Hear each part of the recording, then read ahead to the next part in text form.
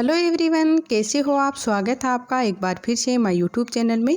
आज हम पढ़ने जा रहे हैं संस्कृत क्लास 7 का रुचिका भाग 2 का पार्ट नंबर 4, जिसका नाम है हास्य बाल कवि सम्मेलनम।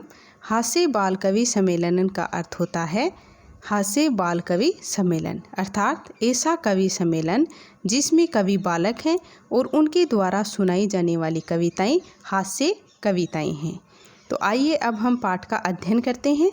तो इससे पहले अगर आपने मेरे चैनल को सब्सक्राइब नहीं किया है तो सब्सक्राइब वाले बटन पे जाके क्लिक करें। तो चलो अब हम पाठ का अध्ययन करते हैं। विविध वेशभूषाधारिणः चत्वारः बालकवयं मंचस्य ऊपरी उपविष्टा सन्ति। विविध यानी अनेक प्रकार की, वेशभूषाधारिण यानी वेशभूषा को धारण करने वाले, चत्वारः है यानी 4, बालकवयं यानी जो बालक हैं, मंचस्य यानी मंच पर, ऊपरी यानी ऊपर, उपविष्टा यानी बैठे, सन्ति यानी हैं, यानी विविध प्रकार की, अनेक प्रकार की अलग अलग वेशभूषा धारण किए हुए 4 बालक मंच पर बैठे हैं। अधः श्रोतारः हास्य कविता श्रवणाय उत्सुकाः सन्ति कोलाहलं च कुर्वन्ति। अधः यानी अनेक, श्रोता है यानी श्रोता, हास्य कविता यानी हास्य की कविता, श्रवणाय यानी सुन रहे हैं, उत्सुकाः यानी उत्सुकता, सन्ति यानी है, यानी हास्य की कविताओं को सुनने की जो श्रोता हैं उनमें उत्सुकता है। कोलाहलम च कुर्वन्ति यानी सभी शोर कर रहे हैं। कोलाहलम यानी शोर करना, तो सभी शोर कर रहे हैं। संचालक है यानी संचालक महोदय मंच पर आते हैं और कार्यक्रम का संचालन करते हैं। अलम कोलाहलेन, अलम यानी बस, कोलाहलेन यानी शोर बंद करो, बस शोर बंद करो। अधम परम हर्षस्य अवसर है यानी आज बहुत खुशी का अवसर है। यत अस्मिने कवि सम्मेलने काव्ये हंतारः है यानी इस कवि सम्मेलन में काव्य का हास करने वाले हैं। काल्यापकाश्च भारतस्य हास्य कवि धुरंधरा क्षमागता सन्ति यानी समय बर्बाद करने वाले, काल्यापकाश्च यानी समय बर्बाद करने वाले, भारतस्य यानी भारत के, हास्य कवि धुरंधरा यानी जो भारत के धुरंधर हास्य कवि हैं, क्षमागता सन्ति इस सम्मेलन में आए हैं। एहि करत लंध्वानिना वयम एतेषां स्वागतम कुरम यानी एहि यानी आइए तालियों से इनका स्वागत करते हैं। स्वागतम यानी स्वागत, कुरम यानी करते हैं, तो आइए तालियों से इनका स्वागत करते हैं। गजाधर है सर्वे भयो अरसिके भयो नमो नमः। सर्वे भयो यानी सभी, वो जो एस लगा हुआ है बीच में ये अवग्रह का चिन्ह है जिसको ए पढ़ा जाता है। रसिक भयो यानी नीरस लोग, नमो नमः यानी को मेरा नमस्कार, यानी सभी नीरस लोगों को मेरा नमस्कार। प्रथमः तावदः अहम आधुनिकम वेदम। प्रथम यानी सबसे पहले, तावदम अहम, अहम यानी मैं, आधुनिकम वेदम, वेदम यानी चिकित्सक, यानी सबसे पहले मैं आधुनिक चिकित्सक। उद्देश्य स्वकीयम काव्यम श्रावयामि यानी सबसे पहले मैं आधुनिक चिकित्सक उद्देश्य पर अपनी स्वयं की कविता सुनाता हूँ। स्वकीय यानी स्वयं की, काव्यम यानी कविता, श्रावयामि यानी सुनाता हूँ। वेदराज नमस्तुभ्यं यमराज सहोदर यमस्तु हरति प्राणान वेदः प्राणान धनानि च। वेदराज यानी हे वेदराज, नमस्तुभ्यं यानी नमस्कार, यमराज सहोदर यानी यमराज भाई, यमस्तु हरितः प्राणः यानी जो यमराज है वो केवल प्राणों का हरण करता है। वेदः प्राणान धनानि च, लेकिन जो वेद है, जो चिकित्सक है, वो प्राणों के साथ साथ प्राण और धन, धनानि यानी धन, दोनों को हरण करता है। यानी जो वेद है, जो चिकित्सक है, प्राणान यानी प्राणों का, धनानि च, च यानी और, प्राणों और धन दोनों का हरण करता है।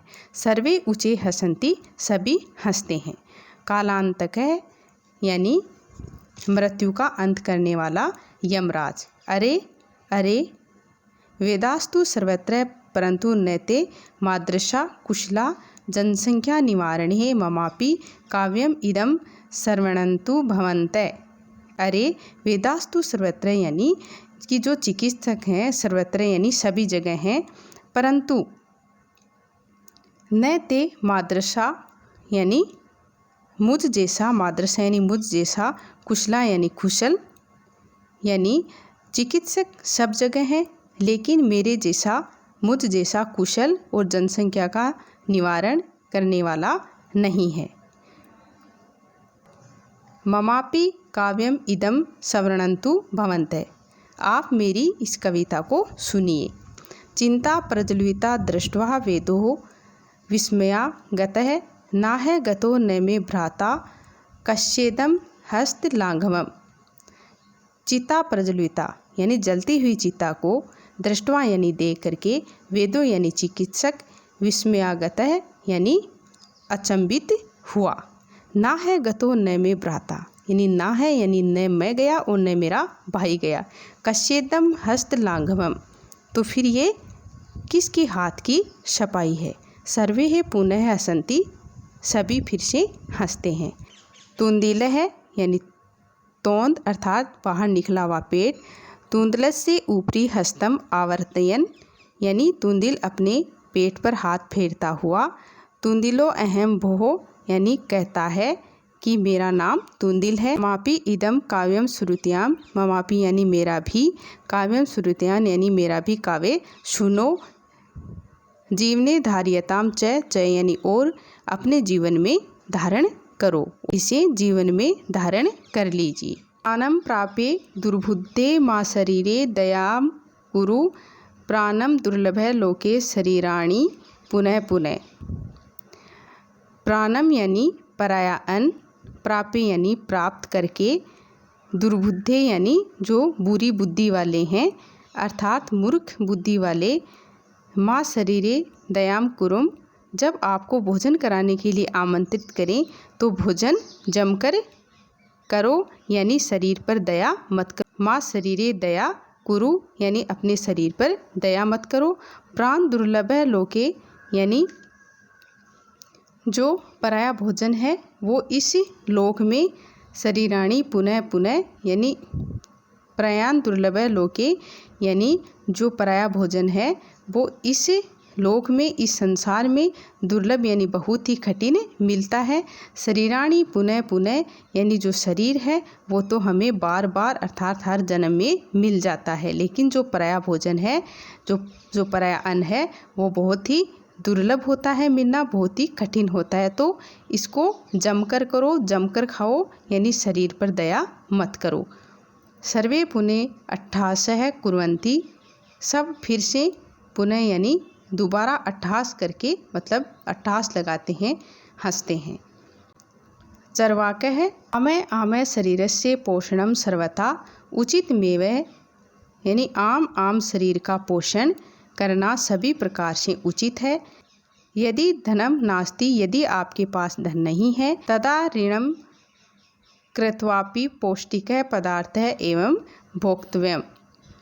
तदा यानी तो भी, ऋणम यानी ऋण यानी उधार लेकर, कृत्वापि यानी करो, पौष्टिक पदार्थ यानी पौष्टिक भोजन है वो करो। अगर आपके पास धन नहीं है तो भी आपको ऋण लेकर, उधार लेकर पौष्टिक भोजन करना है। तथा कथयति चरवाक कवि, चरवाक कवि कहता है, याव जीवेतम सुखम जीवेत यानी जब तक जीवो सुख से जीवो, ऋणम कृत्वा धृतम पिबेत और उधार करके भी घी पीना चाहिए। ऋणम कृत्वा धृत पिबेत, उधार करके भी घी पीना चाहिए। श्रोतार है तार ही ऋणस्य प्रत्यर्पणम खत्म, तो फिर वो कर्ज कैसे लौटाएंगे। प्रत्यर्पणम यानी लौटाना, खत्म यानी कहा, तो फिर वो कर्ज कैसे लौटाएंगे। तो फिर च्वारक है, च्वारक कहता है, श्रूयताम मम अवशिष्टम काव्यम, कि सुनिए मेरा बचा हुआ काव्य, सुनिए तो सही। द्रथम पीत्वा शरम कृत्वा ऋणम प्रत्यर्पयेत जनय, यानी घी पीकर, द्रुत्वा पीत्वा यानी घी पीकर, श्रम कृत्वा यानी मेहनत करके, ऋणम यानी जो कर्ज है, प्रत्यर्पयेत यानी लौटाना, यानी घी पीकर मेहनत करके अपना उधार वापस लौटाइए, अर्थात अपना कर्ज है वो चुकाइए। काव्य पाठ श्रवणेन उत्प्रेरितः एकम बालकोऽपि आशु कविताम रचयति, यानी एक बालक जो वहाँ काव्य पाठ सुन रहा था, आशु कविता की रचना की। हास्यपूर्वकम च श्रावयति, हंसता हुआ सुनाता है। बालक है यानी बालक। श्रूयताम श्रूयता भो ममापि काव्यम, भो यानी हे श्रोताओं, श्रूयताम यानी श्रोताओं सुनिए, ममापि काव्यम यानी मेरा काव्य भी सुनिए।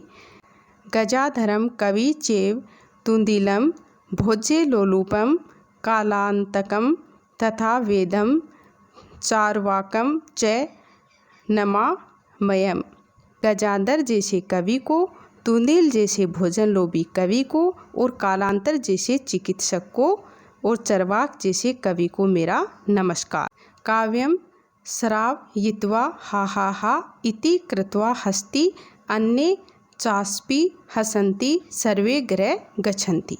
काव्यम श्रावयिता यानी काव्य सुनाकर, इति कृत्वा हस्ति यानी हट्टास लगाकर ऐसे हंसता है, अन्य चास्पि हसन्ति अन्य भी हंसते हैं, सर्वे गृहम गच्छन्ति और सभी घर जाते हैं। तो बच्चों, हमने पाठ का अच्छे से अध्ययन किया है। अगर आपको मेरा ये वीडियो अच्छा लगा हो तो प्लीज़ लाइक शेयर सब्सक्राइब ज़रूर करें। थैंक यू बच्चों।